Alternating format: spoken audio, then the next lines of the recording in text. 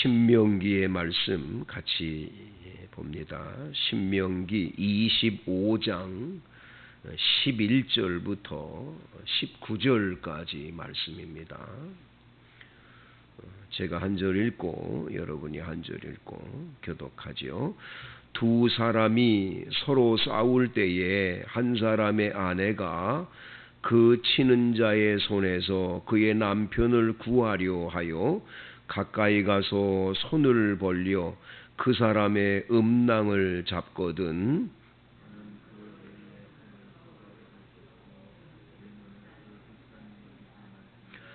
너는 내 주머니에 두 종류의 저울추 곧 큰 것과 작은 것을 넣지 말 것이며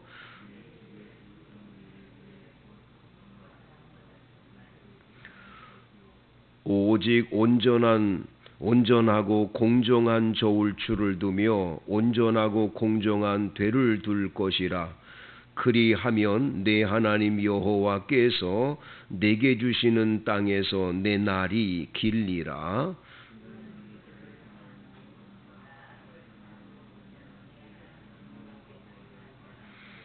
너희는 애굽에서 나오는 길에 아말렉이 내게 행한 일을 기억하라.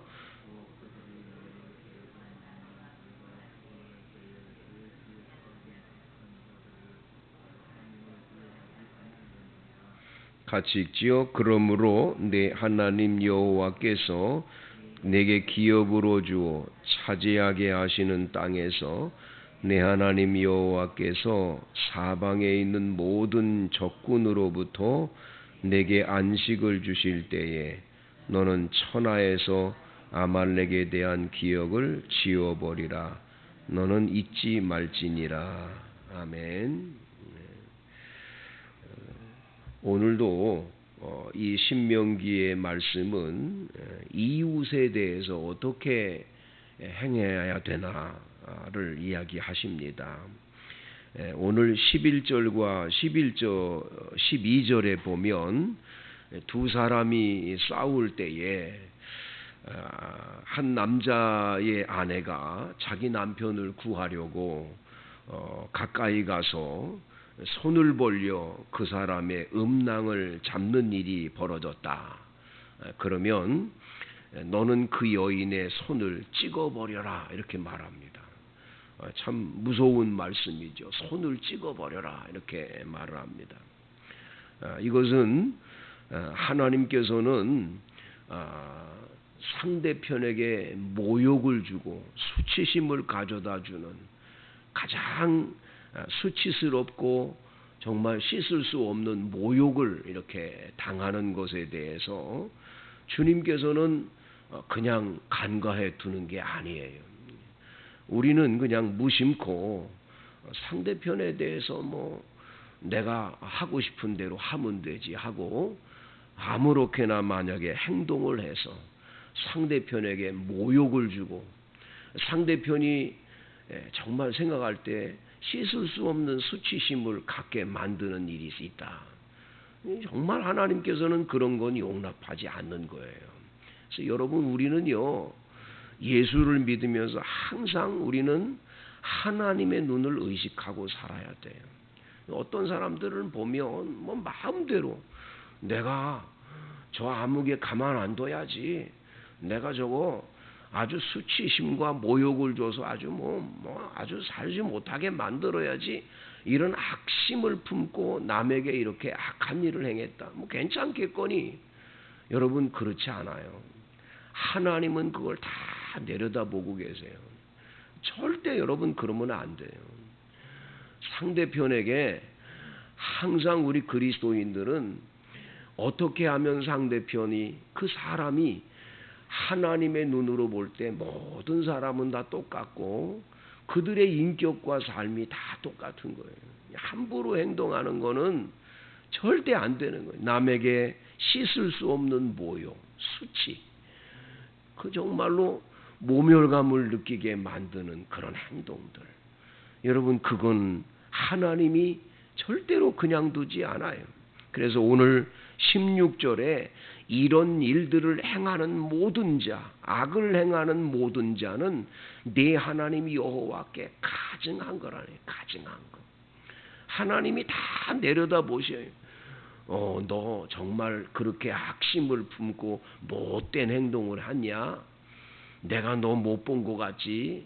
하나님 다 보고 계시는 거예요. 그대로 심는 대로 거두는 거예요. 그렇기 때문에 여러분, 예수 믿는 사람은 사랑을 많이 주고 어떻게든지 남을 살리려고 하고 남에게 자꾸 유익을 주려고 그래야지, 남에게 손해를 끼치고 괴롭히고 힘들게 하고 이것이 인생을 잘 사는 줄 착각하는 분들인데 절대 그건 아니에요. 여러분 항상 기억해야 돼요. 하나님이 내려다 보신다. 어떻게 살아야 되냐. 오늘 성경 여기 13절 15절에도 너는 네 주머니에 두 종류의 저울추, 큰 것과 작은 걸 두고 또 네 집에 두 종류의 대박을 가져서 큰 대박과 작은 대박을 가지고 이 상대편을 속이는 거죠. 대박으로 속이고 저울추로 속여가지고 그래서 내가 유익을 얻는다. 그 유익은 유익이 아닌 거예요. 항상 기억하세요. 남의 것을 갈취하는 것으로 내가 부를 누린다? 그건 절대로 그거는 내 부가 아니에요. 결국에 가면 그 쌓아놓은 부가 참 부끄러움이 되는 날이 반드시 오는 거예요. 예전에 산업선교회라고 하는 곳에서 일하는 목사님이 한 분 계셨어요. 이 목사님은 신학교에 다니면서 가만히 이 방학 때가 되면 공장에 가서 이렇게 한 달이나 이렇게 알바를 하러 갔는데 보니까 이 기업하는 이분들이 너무나 이 노동자들 이분들을 갈취하는 거예요. 돈도 잘 안 주고 괴롭히고 그러는 거예요. 이 산업 선교회를 이분이 해야 되겠다. 저분들 너무 불쌍하니까 저분들의 인권을 좀 이렇게 해줘야 되겠다. 이러면서 가가지고 말이죠. 그분들을 막 돕고 그러는데 이게 돕는 것이 돕는 게 안 되는 경우들이 많은 거예요. 그냥 그 사용자라고 하는 그 기업가들이 마음과 양심이 살아있지 않으면 안 되는 일이에요. 그러니까 선교회 하다가 그분이 얘기를 하는 거예요. 목사님, 내가 거기 가서 보니까 사람은요 예수님이 아니면 안 바뀌어요. 가가지고 이 사람 인권을 도와주고 이 사람들의 어려움들을 도와주자 아무리 도와줘도요 그 사람들이 안 바뀌면 안 바뀌는 거예요. 바뀌지가 않는 거예요. 그래서 본인은 나중에 깨닫고 거기서 나와가지고 얘가 가만 보니까 복음 선교해야 되는구나. 예수 믿어야 사람 바뀌어지고 예수 잘 믿어야 인생들이 변화되는구나. 그걸 깨닫고 목사님은 산업 선교한답시고 그 사람들의 뭐를 도와주는 데 가서 데모나 하고 이런 일이 잘 되는 게 아니더라는 걸 깨달았다라는 거예요. 여러분 오늘 성경 15절에 오직 온전하고 공정한 저울추를 두며 온전하고 공정한 되를 둘 것이라 그리하면 내 하나님 여호와께서 내게 주시는 땅에서 내 날이 길리라.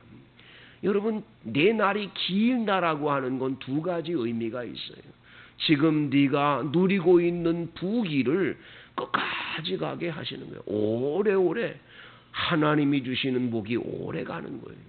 두 번째 장수한다는 거예요. 장수한다는 거. 여러분 건강하게 오래 살고 싶으십니까? 여러분 다른 거 없어요. 두 가지만 하면 하나님이 여러분들 장수의 복을 줘요. 하나는 부모 공경 잘하는 거고요. 또 하나는 뭐냐? 여기 나와 있는 대로 이웃에게 선하게 베풀고 사는 거예요. 하나님이 이렇게 복을 주시는 줄로 믿습니다. 17절부터 19절에는 애굽에서 나올 때에 이 아말렉이라고 하는 이 사람들, 이 아말렉과 전쟁이 이 이스라엘 백성이 일어나지 않았습니까? 이 아말렉과 전쟁이 일어났을 때 모세가 이제 산에 올라가서 이제 두 손을 높이 들 때 이 두 손을 높이 들고 기도하면 이스라엘이 이깁니다마는 나중에 손이 피곤해서 내려오면 아말렉이 이기고 이래가지고 아말렉과의 전쟁 이야기가 나오지 않습니까? 근데 여러분, 이 성경에 보면 오늘 18절에 곧 그들이 너를 길에서 만나 네가 피곤할 때에 내 뒤에 떨어진 약한 자를 쳤고 하나님을 두려워하지 아니했다고 말합니다. 하나님을 두려워하는 마음이 없는 백성들, 바로 이 아말렉 사람들이 그런 일을 하고 뒤에서 피곤한 백성들을 쳐서, 그래서 뒤에 떨어진 약한 자들을 치고 이렇게 아주 못된 짓을 한 이 아말렉에 대해서 반드시 기억을 하라는 거예요. 그래서 하나님 여호와께서 내게 기업으로 주어 차지하게 하시는 땅에서 내 하나님 여호와께서 사방의 모든 적군으로부터 내게 안식을 주실 때에 너는 천하에서 아말렉을 지워버리라는 거예요. 지워버려. 아말렉을 도말하라는 거예요. 도말하라. 여러분, 이 말씀이 언제 이루어집니까? 사무엘상에 사울 임금 때에 이루어집니다. 사울 임금 때. 사울 임금 때, 그러니까 모세 때부터 사울 임금 시대까지 얼마나 오랜 세월 지냅니까? 그런데 여러분, 하나님이 그 사울 임금을 통해서 말씀하는 거예요. 사무엘 선지자를 통해서 말씀하시는 거예요. 저 아말렉에 대해서 너희 조상들이 과거에 있었던 걸 떠올려라. 그냥 두면 안 된다라는 거예요. 가서 아말렉을 진멸하는데 남김없이 진멸하라고. 그런데 사울 임금이 그 남김없이 다 진멸하라는 말을 어기고 그 양이나 소가 좋은 것들을 갖다가 숨겨놓고 그냥 좋지 않은 것들과 그 사람들만 다 진멸을 해놓는 그런 아주 어처구니 없는 일을 함으로 순종이 제사보다 낫다는 그 말씀을 책망으로 듣는 말씀이 성경에 나오지요. 아무튼 하나님은 기억하고 계시는 거예요. 굉장히 무서운 거예요, 여러분. 우리가 신앙생활 잘해야 되는 게 하나님은 항상 기억하고 계세요. 어떤 분이 그런 일이 있어요. 갑자기 그렇게 잘 나가던 사업이 아주 어려움을 겪게 돼요.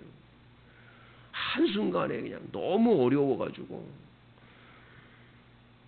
어제 제가 이제 그 유튜브를 보는데 그분이 그런 거예요. 그 장로님인데 막 사업이 너무 어려워가지고 땅을 많이 사놓고 부동산은 있는데 현금이 없어가지고 현금이 있어야 그 빚을 갚고 그러는데 땅도 안 팔려. 뭐 이런 어려움을 겪는 거예요.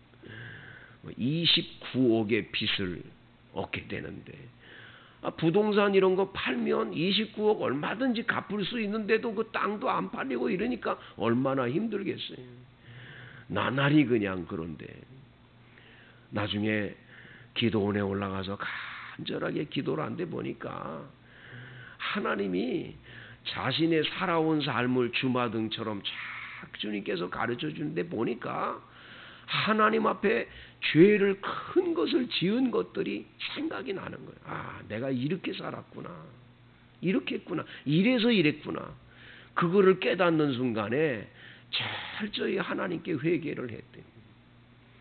회개하고 나니까 친구 되는 분이 야, 내가 이렇게 지금 사업하는데 네가 와서 좀 사업 좀 도와다오. 이래가지고는 거기에 영업부장으로 이렇게 가가지고 영업부장도 아니 어떤 회사에 이사로 있던 사람이 무슨 영업부장을 하게 되니 얼마나 기가 막히겠습니까마는 당장 어려우니까 사람이 그렇게 겸손해지더래요.